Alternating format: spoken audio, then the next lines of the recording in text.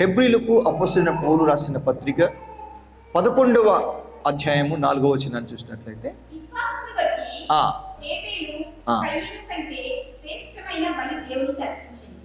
విశ్వాసమును బట్టి మంచి ఆరాధకుడిగా ఉన్నాడు. విశ్వాసం కలిగిన వాళ్ళే మంచి ఆరాధకులుగా ఉండగలుగుతారు. ఏం చెప్తున్నా నేను? జాగ్రత్తగా మీరు ఆలోచించండి.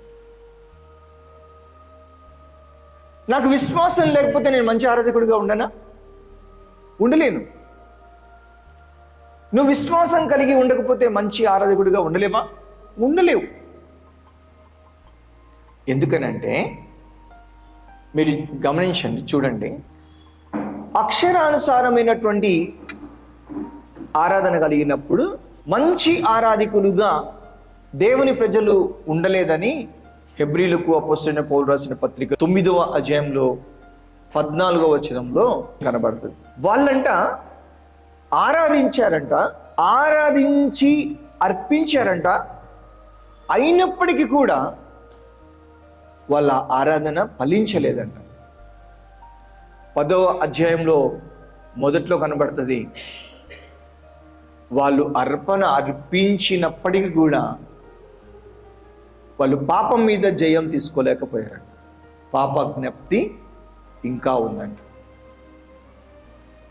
అంటే వాళ్ళు ఆరాధనకు వచ్చారు, ఆరాధించారు, ఆరాధనలో ఏదైతే క్రమం ఉందో దాన్ని అంతటినీ పాటించారు, దోషము లేకుండా వాళ్ళు ఆరాధించినప్పటికీ కూడా వాళ్ళ ఆరాధన అనేది సిద్ధించలేదంట. వాళ్ళ ఆరాధనకు ఫలం వాళ్ళు తీసుకొని వెళ్ళలేదంట. జాగ్రత్తగా మీరు గ్రహించండి.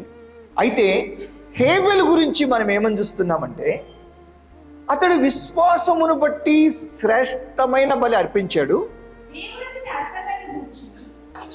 దేవుడు అతని అర్పణ గురించి సాక్ష్యం ఇచ్చాడంట.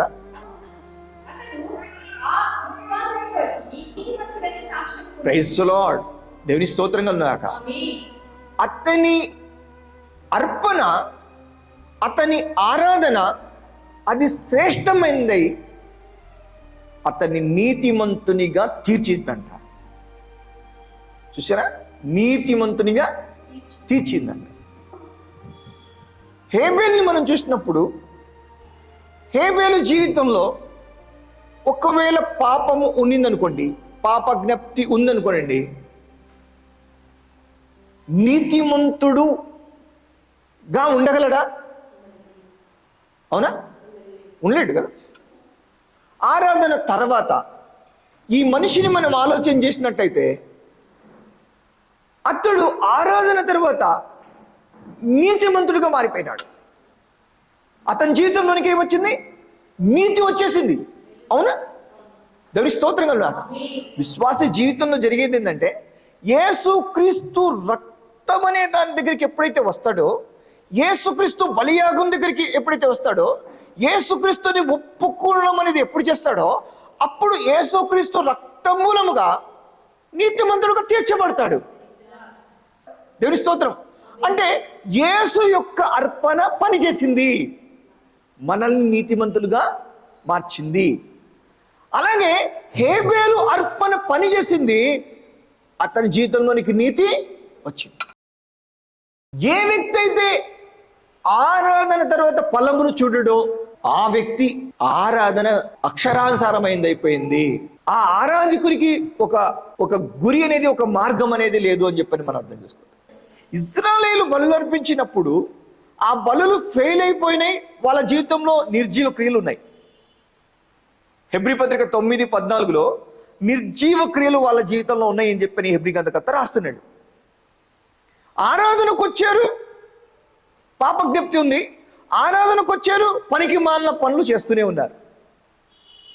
అయితే హేబేలును చూసినప్పుడు అతని దగ్గర మాత్రం ఏం కనబడుతుంది? నీతి కనబడతా ఉంది. నీతి కనబడుతుంది. కారణం ఏంటంటే, విశ్వాసమును బట్టి శ్రేష్టమైన ఆరాధన చేశాడు. బలి అర్పించంటే ఆరాధన చేశాడు. ఈరోజు ఒక ప్రశ్న అడుగుతాను, ఆరాధన ఏంటండి? ఆరాధన అంటే ఇవ్వడం, అర్పించడం. అర్పణ, ఇవ్వడం, అర్పించడం, సమర్పించడమే ఆరాధన. దేవుడు మెచ్చే, నచ్చే, దేవుడు సాక్ష్యమిచ్చే అర్పణ హేబేల్ దగ్గర ఉంది. తద్వారా అతను, మరలా చెప్తున్నాను, ఒక మార్పు పొంది తన జీవితంలో తను తెచ్చుకోలేని నీతిని పొందుకున్నాడు.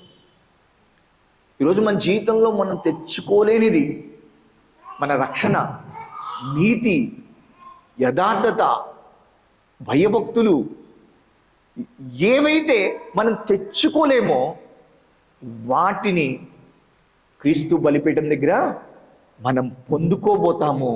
దానికోసమే ఆరాధన. దానికోసం నువ్వు ఏమి ఇవ్వాలో అది ఇవ్వడమే ఆరాధన. అర్థం పర్థం లేకుండా ఇవ్వడం కాదు. మా జీవితంలో మేము కూడా ఇస్తూ వచ్చాం. మాకేదో నచ్చింది ఇస్తూ వచ్చాం. అదే జరుగుతుంది. ఎక్కడ ఆరాధన జరుగుతున్నా కూడా వాళ్ళకి నచ్చింది ఇవ్వడం అనేది జరుగుతుంది. ఓ టెంకాయో అంతేనా, లేదంటే ఏదైనా మొక్కుకుంటే మొక్కుబడో, లేకపోతే తలనీలాలో ఏవో ఇచ్చేస్తుంటారు. ఆరాధనలో జరుగుతుంటది. కానీ ఆ ఆరాధన విశ్వాసమును బట్టైన ఆరాధన కాదు.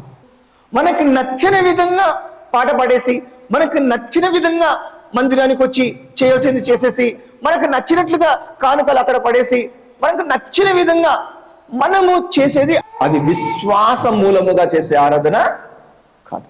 దాని ఫలితం ఏంటిది? దాని ఫలితము ఏమీ లేదు. ప్రియులారా, అయితే దేవుని పిల్లల ఆరాధన అట్లాంటిది కాదు. ఎందుకనంటే ఆ ఆరాధన దేవుడు ఇష్టపడిన ఆరాధన. ఇట్టి వారిని, అంటే ఆత్మతో సత్యముతో ఆరాధించు వారిని దేవుడు వెదకుచున్నాడు అని వాక్యంలో రాయబడింది. అంటే నిజమైన ఆరాధికులు దేవుని అన్వేషణలో ఉన్నారు. విశ్వాసమును బట్టి మనం ఎలా ఆరాధికులై ఉండగలుగుతాము? యాకోబు తన పత్రికలో ఇలా రాశాడు. చూడండి, 2వ అధ్యాయం 21వ వచనం చూద్దాం. మన పితరుడైన అబ్రహాము అర్పించినప్పుడు విశ్వాసం మూలముగా నువ్వు అర్పణ అర్పించినప్పుడు అది నీ స్థితిని ఎట్లా మారుస్తుంది? ఇందాక మనము హేబేలు గురించి విన్నాము. ఇప్పుడు ఎవరి గురించి చూస్తున్నాము? అబ్రహాం గురించి చూస్తున్నాం. ఆదికాండం 15వ అధ్యాయంలో అతను చాలా నిస్పృహలో, నిరాశలో ఉన్నప్పుడు దేవుడు అతనితో మాట్లాడినాడు. అలా కాదు అబ్రహాం, నేను నీతో చెప్పిన మాటలను దృఢపరుస్తున్నాను. ఇదిగో నేను నీతో చెప్పిన దాన్ని జరిగిస్తాను. నీ బహుమానం అధికమవుతుంది అని చెప్పన్నప్పుడు అబ్రహాము దేవుని నమ్మాడంట. మరి ఆ నమ్మకం అతనికి నీతిగా ఎలా ఎంచబడింది అని అంటే అది ఆదికాండం 22వ అధ్యాయంలో జరిగింది. ఆ మాటలో అంటాడు ఏమంటే, నమ్మినవాడు నమ్మినట్లుగా ఆ నమ్మకాన్ని ఎక్కడ చూపించాడంట? ఆరాధనలో అర్పించుకోవడం దగ్గర చూపించాడంట. తను దేవుని నమ్మాను అనే దానికి సూచనగా ఆరాధనలో అతని అర్పణ దగ్గర అతడు రుజువు చేసుకున్నాడంట. ఎప్పుడైతే ఆరాధనలో దేవునికి ఇవ్వవలసింది, దేవునికి చెందవలసింది చెల్లించాడో, అర్పించాడో, అప్పుడు అది అతనికి నీతిగా ఎంచబడింది అనుభవంలో. నీ జీవితంలో కూడా నీ నమ్మకం అనేది, అంటే యేసు నీ కొరకు బలయ్యాడు, యేసు నీ కొరకు ఈ లోకంలోకి వచ్చాడు, నీ పాపాలను తన మీద మోసుకున్నాడు. ఇదిగో యేసు నిన్ను పరలోకం తీసుకుపోవడానికి ఆధారమై ఉన్నాడు. ఆయన నీ ప్రభు అయినాడు. నువ్వు ఆయనని నమ్మావు. అయితే ఈ నమ్మకం నీ జీవితంలో కార్యం ఎప్పుడు చేస్తుందంటే, నీ నుండి దేవునికి అర్పించబడాల్సినవి అర్పించబడినప్పుడు అప్పుడు ఇది పనిచేస్తుంది. నీ నమ్మకానికి ఫలం ఎప్పుడు వస్తుంది? అబ్రహాము నమ్మకం వలన ఆ మోరియా పర్వతంలో, ఒక పర్వతం మీద దేవుడు కోరిన అర్పణ అర్పించినప్పుడు అప్పుడు అతనికి అది నీతిగా ఎంచబడింది. అదే యాకోబు అంటాడు, క్రియలు లేకుండా ఎవ్వడు నీతిమంతుడిగా ఎంచబడడు. అలా నీతి ఎంచబడకపోతే, క్రియలు లేకపోతే ఎవ్వడు రక్షణ అనుభవించలేడు. ఈరోజు మన జీవితంలో ఎందుకు నశించిపోతున్నామంటే, అర్పించవలసిన దాన్ని అర్పించి ఆ క్రియలో నీతి పొందకపోవడం వల్ల, నీతి మన జీవితంలో లేకపోవడం వల్ల, నీతిని బట్టి నడవలేకపోవడం వల్ల నశించిపోతున్నాం. నీకు నీతి అనేది ఆరోపించబడకపోతే నీతిగా నువ్వు జీవించలేవు, అంతే. నీ అర్పణ ఫలాన్ని నువ్వు పొందకపోతే, ఆ ఫలం నీ దగ్గర లేనప్పుడు అలా నువ్వు ఎలా బ్రతకగలుగుతావు? నువ్వు నీతి అనేది పొందినప్పుడు, హెబెలు చూడండి, తన అర్పణ ద్వారా నీతిమంతుడైన తర్వాత మరణం వచ్చినప్పటికీ కూడా నీతిని వదిలిపెట్టలేదు. మరణం వచ్చినప్పుడు కూడా తన నీతిని వదిలిపెట్టలేదు. అంటే అంత స్ట్రాంగ్ గా అతను నిలిపింది ఏంటిది? అతడు పొందిన నీతి, అతను అర్పణ ద్వారా పొందిన నీతే అతన్ని అట్లా నిలబెట్టింది. ఈరోజు నీ ఆరాధనలో నువ్వు అర్పించేదే నీకు నీతి ఆరోపించడానికి కారణమవుతుంది. అంటే నీ ఆరాధన ఎంత ప్రాముఖ్యము. వారానికి ఒకసారి ఆరాధన వస్తుంది, వెళ్ళిపోతుంది. నేను ఆరాధన కోసం ఎదురు చూస్తుంటాను. ఆరాధన వచ్చిందంటే నాకు స్టార్ట్ అవుతుంది, నేను ఇక ముందు రోజే స్టార్ట్ అవుతుంది. ఆ రోజు ఉపవాసం ఉండడం, సిద్ధపడడం, ఆ సాయంకాలం దేవుని సన్నిధి గడుపుతూ వాక్యాన్ని చూసుకోవడము, ఆ రాత్రి దేవునితో గడపడము, ఆ తెల్లారు లేసి దేవుని ప్రాధేయపడడం స్టార్ట్ అవుతుంది. ఎందుకంటే ఆరాధన ఏంటిదో నాకు తెలుసు. కానీ చాలా మందికి ఆరాధన అంటే ఏం లేదు, వచ్చేస్తారు, తెలియదు. కాబట్టి వాళ్ళకి ఎటువంటి లక్ష్యమో ఉండదు.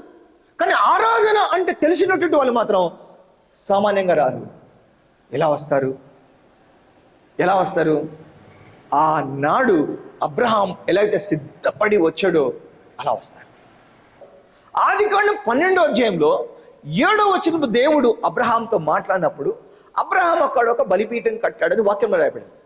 దేవుడు మాట్లాడిన కాడ ఎంతమంది బలిపీఠం కడుతున్నారు? ఆదికాండం 12వ అధ్యాయంలో తన మనస్సును దేవునికి ఇచ్చాడు. అదే ఆ మొదటి బలిపీఠం. మాట్లాడే దేవునికి చెవినిచ్చేశాడు.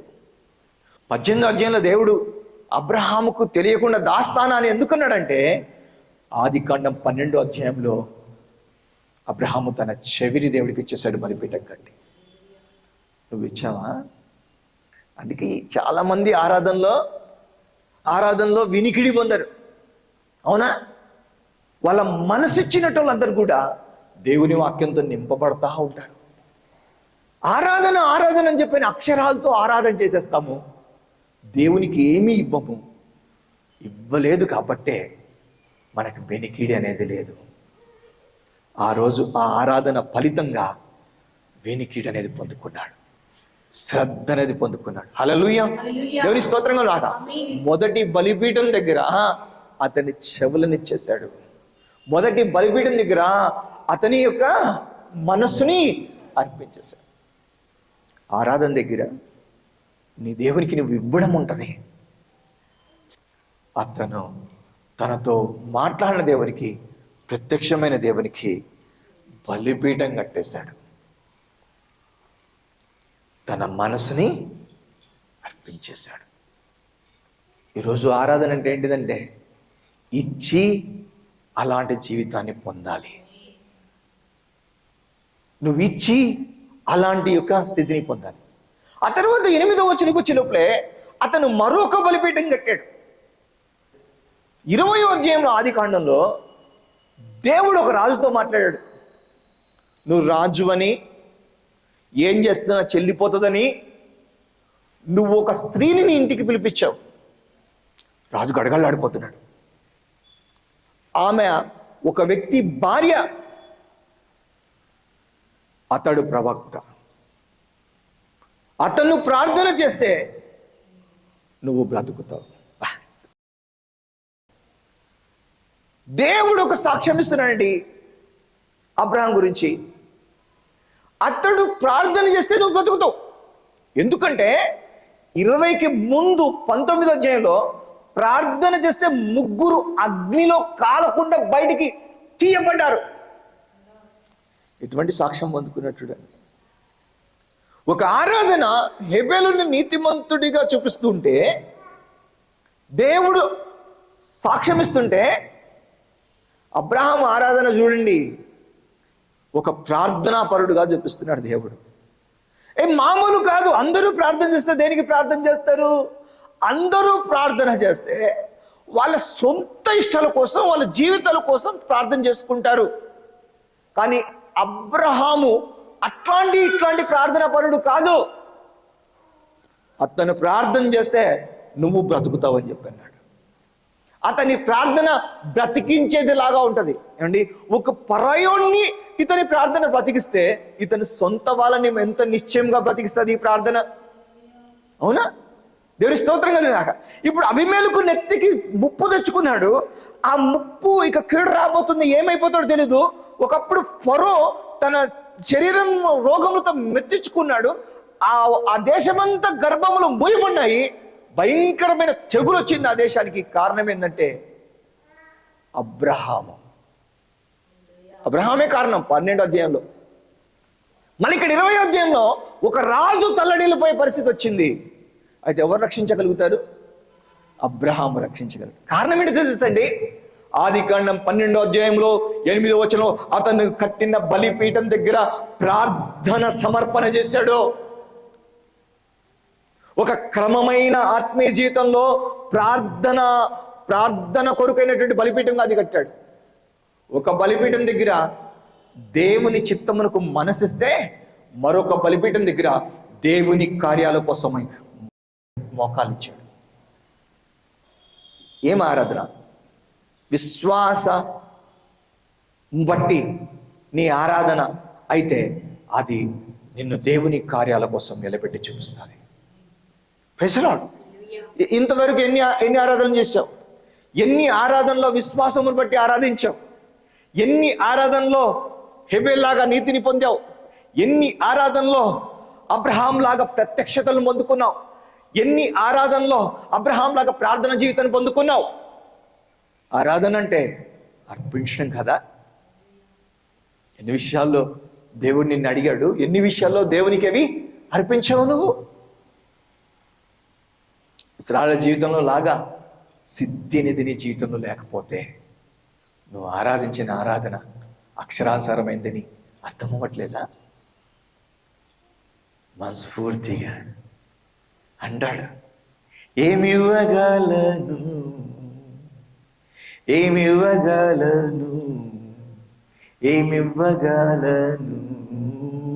అన్న పాట బాగా రాశాం. భూమి మీద పక్షులు నీవే, సముద్రంలో పులు నీవే, అవి నీవే ఒకే ఒక్క జీవితం, ఒకే ఒక్క ప్రాణం అర్పింతును. చాలా సంతోషం అన్న, మంచి పాటలు రాశారు. కానీ ఈరోజు పరిశుద్ధాత్మదేవుడు మాట్లాడుతున్నాడంటే విశ్వాసమును బట్టి నువ్వు అర్పించేవాడిగా ఉండాలా. ఏది అర్పిస్తే నిన్ను దేవుని నమ్మిన వాడిగా చూపిస్తుంది. ఏది అర్పిస్తే నిన్ను విశ్వాసిగా నువ్వు కనపరుచుకుంటావు. ఏం అర్పించాలా, ఏం అర్పిస్తుంది? అప్పుడు కయ్యని ఏదో అర్పించేశాడని చెప్పారు కదా అర్థమో. కానీ హేబెల్ మాత్రం దేవుడు అడిగిన దాన్ని అర్పించాడు. మరి ఎంతమంది దేవుడు అడిగిన దాన్ని అర్పించబోతున్నారు? చివరిదిగా నేను ఒక విషయం చెప్పి ముగించేస్తాను. ఇక్కడ 22వ అధ్యాయంకి వచ్చే లోపలే అక్కడ కూడా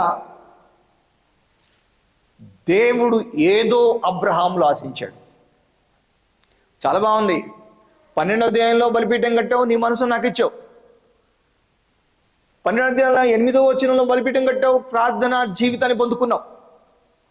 నా ఆత్మతో ప్రార్థించులాగున నేను అడిగినట్లుగా నీవు నా ఆత్మతో ప్రార్థనకు సమర్పించుకున్నావు.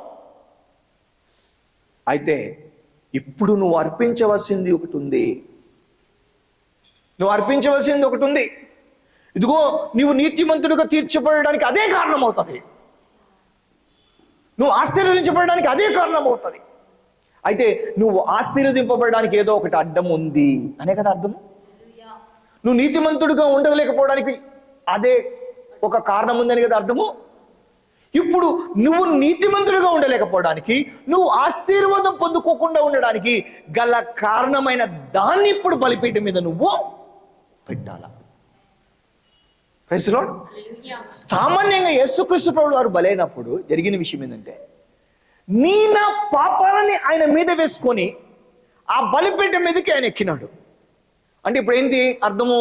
ఆ పాపాలని సంహరించడానికి, ఆ పాపాలని లేకుండా చేయడం కొరకు ఆయన ఆ బలిపీఠం మీద మన పాపాలని వహించుకున్నాడు, సిలువ ఎక్కాడు. అర్థం చేసుకోండి. అందుకే తర్వాత చాలా మంది పాప విమోచన పొందుతున్నారు, అందుకే రక్షణ పొందుతున్నారు. హల్లెలూయా, దేవుని స్తోత్రం కలుగును గాక. ఇప్పుడు గమనించండి ప్రియులారా, నీకు దేవునికి అడ్డం ఉన్నది ఏదో అది బలిపీఠం మీదకి ఎక్కకపోతే దేవుని నీతి నువ్వు చూడలేవు, దేవుని ఆశీర్వాదము నువ్వు చూడలేవు. ఇప్పుడైనా ఆలోచించావు ఆరాధన నీకు ఎంత ప్రాముఖ్యమైందో? ఎంత ప్రాముఖ్యమైంది అంటే, ఇప్పుడు నీలో ఉన్న అయోగ్యతని అది తీసివేసి నేను యోగ్యునిగా చేసి నీ వల్ల దేవుడు ఏదైతే చేయాలనుకుంటాడో దాన్ని చేయడం కొరకే కదా నువ్వు బలిపీఠం దగ్గరికి వస్తున్నావు. అందుకదా నీకు ఆదివారం ఉన్నది, అందుకదా నీకు ప్రభు దినం ఉన్నది. దేవునికి స్తోత్రం కలుగుతుంది. అట్లయితే ఈరోజు నీ ఆరాధన విశ్వాసమును బట్టి అయినటువంటి ఆరాధన ఉండును కాక. ఈరోజు నీ ఆరాధనలో విశ్వాసమును బట్టి దేవుడు కోరినది అర్పించిన వ్యక్తిపై నీతిని పొందుదువు గాక. దేవుని స్తోత్రం కలుగును గాక. ఇక్కడ ఏమన్నాడంటే, అబ్రామ్ నువ్వు నేను జర్నీ స్టార్ట్ చేసినప్పుడు ఎంత లోతు నడిచావంటే అంత లోతు నడిచావు, ఎంత దగ్గర అయిపోయావంటే అంత దగ్గర అయిపోయావు. అందుకే వాక్యంలో ఏమని చెప్పారంటే, దేవుని స్నేహితుడని అతనికి పేరు వచ్చింది. యాకోబు 2వ అధ్యాయంలో మనం చూసినప్పుడు దేవునికి స్నేహితుడని అతనికి పేరు కలిగింది. అంటే అంత దగ్గర అయిపోయినాడు. అదేనా? అది 18వ అధ్యాయంలో మనకు కనబడుతుంది. సొదొమ గొమొర్రా గురించి చేయబోయిన దాన్ని అబ్రహాముకు చెప్పకుండా దేవుడు చేయలేకపోయాడు. ఇంత డీప్గా నాతో నడిచావు కదా, అయితే ఇప్పుడు నిన్ను నన్ను వేరు చేసింది ఒకటి నీలో ఉంది. ఇప్పుడు దానికి పరిష్కారం ఏంటిదంటే, ఆరాధన దగ్గర దాన్ని నువ్వేం చేసాయి? అర్పించేసాయి. పిల్లరా, ఈరోజు దేవుణ్ణి నిన్ని దూరం చేసేది ఏదైతే ఉంది తెలుసా నీకు? నువ్వు దేవునికి దూరంగా ఉండడానికి ఒకటి ఏదైనా నీకు కనబడుతుందా? ఒకటి కనబడుతుందా? ఎంతమందిలో దేవుని నుండి దూరం చేసేది ఉన్నాయి? ఎంతమందిలో ఉన్నాయి దేవుని నుండి దూరం చేసేటివి? దేవుని నుండి దూరం చేసేటటువంటివి ఇప్పుడు యేసు సిలువ మీద ఉండగా ఆ యేసు మీదకి వెళ్ళాలా? ఈరోజు నీకు దేవునికి దూరం చేసేది అది ఏం కావాలా? నీ పాపం ఎట్లయితే యేసు వహించుకున్నాడో, యేసు మీదకి వెళ్ళిందో, అలాగే ఆ గొర్రెపిల్ల మీదకి అది నువ్వు తీసుకురావాలా. అంటే దాన్ని ఒప్పుకుంటూ నువ్వు దాన్ని బలిపీఠం మీద పెట్టాలి. ఇదే విశ్వాసమును బట్టేటటువంటి ఆరాధన. విశ్వాసమును పెట్టేటువంటి అర్పణ అంటే ఇదే. అది నువ్వు అర్పించినప్పుడు అప్పుడు దేవుడు రెస్పాండ్ అవుతాడు. అది అర్పించేంత వరకు కూడా దేవునికి నీకు దూరం అట్లనే ఉంటుంది. దేవునికి నీకు ఆ ఎడం అట్లనే ఉంటుంది. ఆ ఎడంలో నువ్వేమైపోతావో తెలీదు. దేవుడైతే నిన్ను ఆశీర్వదించాలనుకున్నాడు. భూదిగంతంలో ఉన్నటువంటి ప్రజలందరూ కూడా నీ మూలంగా ఆశీర్వదింపబడాలనుకున్నాడు. అయితే ఆ ఆశీర్వాదం అనేది నీ జీవితంలో నువ్వు చూడకుండా ఉండడానికి కారణం ఏంటంటే, ఈరోజు నువ్వు పెట్టుకున్నటువంటిదే. ఏదైతే పెట్టుకుని ఉన్నావో, ఏదైతే పెట్టుకుని దేవునికి దూరంగా ఉన్నావో అదే కారణం. ఈరోజు ఎంతమంది చూడగలుగుతున్నారు? ఎంతమంది చూడగలుగుతున్నారు? నీ నుండి నా నుండి దేవుడు ఏం కోరుతూ దేన్ని వధించమని కోరుతున్నాడు? దేన్ని ఇవ్వమని కోరుతున్నాడు? హల్లెలూయా. ఏమి ఇవ్వగలను కాదు, దేవుడు క్లియర్గా చూపించాడు.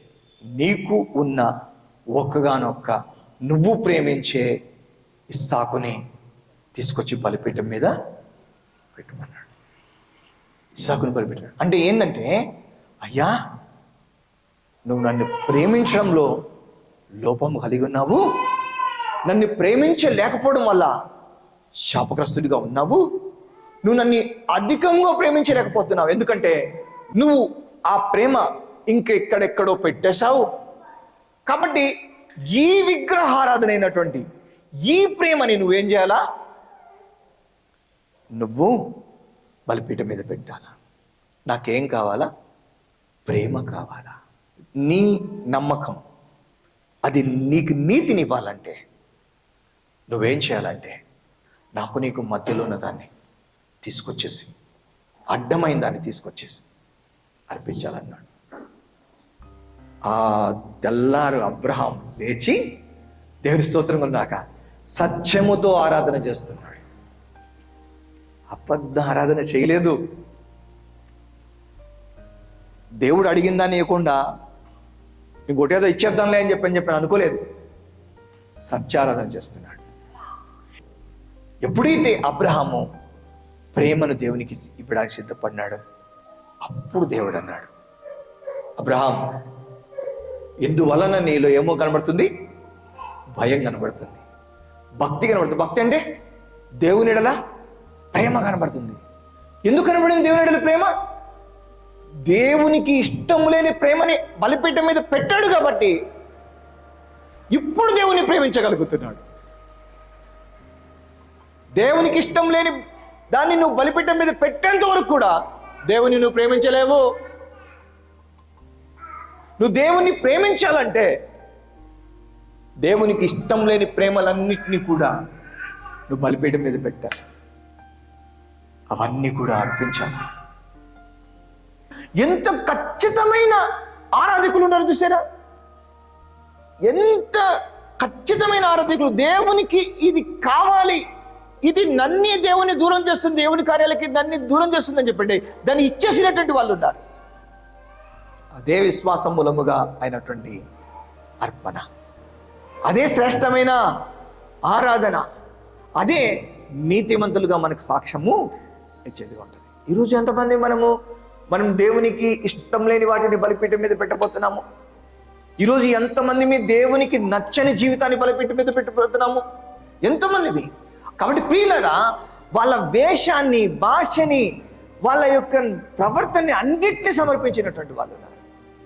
వాళ్ళు మార్లు నేనేమనుకుంటే, ప్రభా వాక్యం చెప్పేటప్పుడు కఠినంగా వ్యవహరించకుండా ఉన్నట్లుగా సాయం చేయ ప్రభా అంటే, నేను ఆ యొక్క పొడిగా మాట్లాడే మాటలు ఏముండకూడదు ప్రభా, అది నేను నీకు అర్పించేస్తున్నానని చెప్తాను.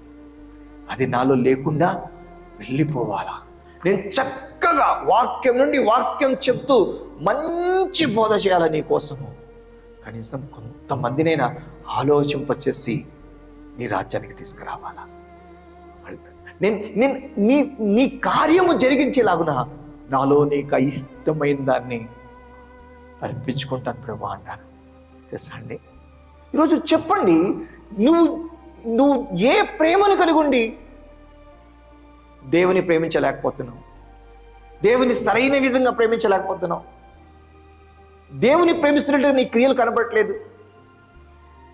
దేవుడు అది నిన్ను అడుగుతున్నాడు. అదే ఆరాధన చేసే పని అది. నీలో ఆ లోపం ఏదో దాన్ని సెలవు మీదకు తీసుకొని నిన్ను విడుదల చేసి నిన్ను దేవునితో నడిపి, దేవుని స్నేహితుడిగా నడిపి, పట్టణాలు రక్షించాలని, బిడ్డలని కాపాడాలని, తరాలని నిలబెట్టాలని దేవుడు ఇష్టపడతాడు.